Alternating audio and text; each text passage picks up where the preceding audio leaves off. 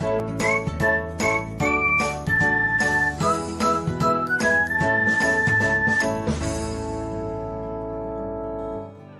everyone, welcome back to another episode of Technologyglance.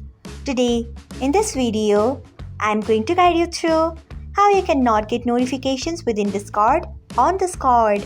So, let's get started. Firstly, open Discord app in your device.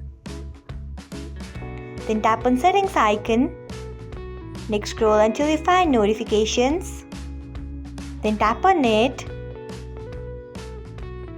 After that, you can see the option of get notifications within Discord.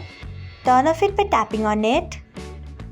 So, this is how you can turn off get notification within Discord on Discord. Thanks for watching. If you found this guide helpful, we would love it if you hit the thumbs up button below. We upload great new tech tutorials like this one every day. So, do not forget to subscribe to our channel and hit the bell icon so that you'll never miss another update.